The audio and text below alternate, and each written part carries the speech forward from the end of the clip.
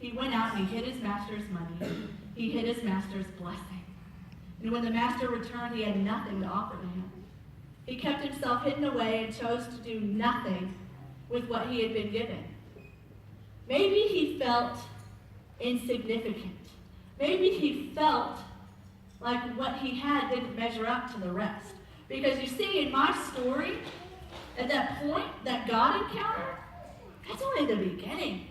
It's only the beginning. I didn't go from that encounter to this stage. I didn't go from that encounter to a teacher. I didn't go from that encounter to a preacher.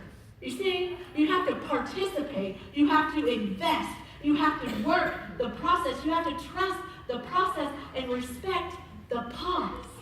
Right? So I ask you, to the one who was faithful, he was given more. And to the one who wasn't, he was thrown out. So what am I saying? I'm asking you, what are you doing with what God has given you? What are you doing with your abilities? Because Ephesians says that it was he, Jesus, who gave some to be apostles, some to be prophets, some to be evangelists, some to be pastors and teachers, to prepare God's people for the works of service so that the body of Christ may be built up until we reach unity in the faith and knowledge of the Son and become mature, attaining the fullness of Christ. That's God's plan. So why is it that so many of us are sitting by idle? Is it because maybe you only have one talent, and instead of investing into that gift and ability, you're burying it and hiding it? Or maybe you just feel insignificant. Maybe you haven't had that encounter. Maybe you're like me and you still feel like you're empty and you're hurting and you're broken and you're doing this thing and you're wondering where you're going. Is this making sense? Are y'all with me? Yeah, kind of? Yeah. Clear as mud? All right. So, I've said all this to say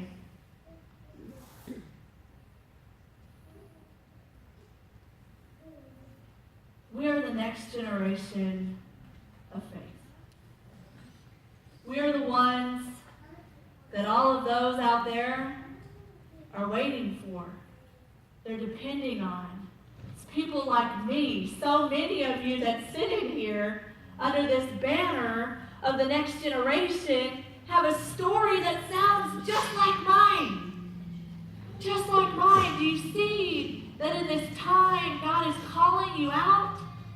God is calling you out. But it takes investment. It takes time. It takes the process. And you have to be willing to work it. You have to be willing to go for it. You have to be willing to participate in it, because if you just hide it, you're going to be thrown out. Most of you,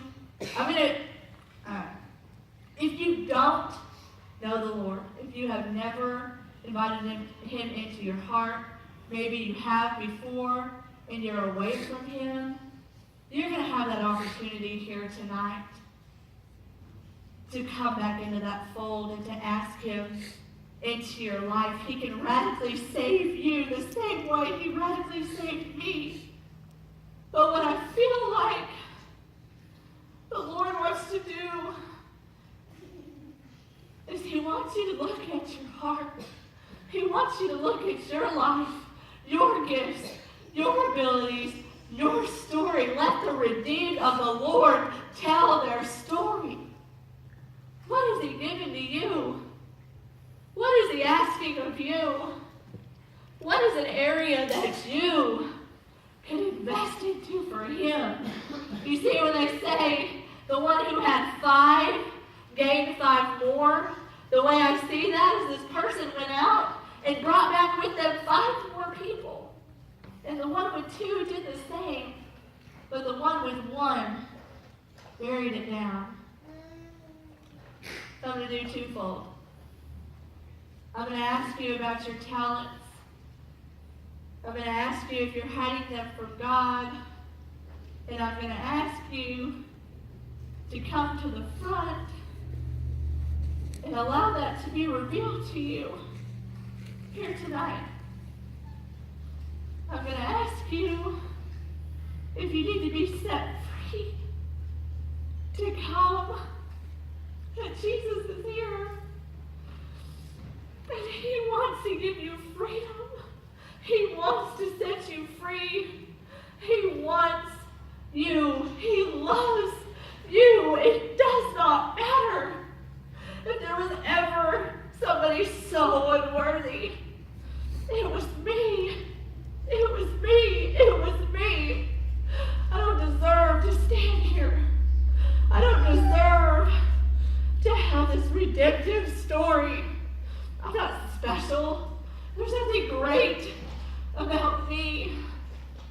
I don't know if you guys want to play, but I just feel like if you need anything, the Lord is here. And he would ask you to come. And I will pray for you. I will pray with you. Whatever you want tonight. You want to know God, please come. Please come. You want to be set free. Please come.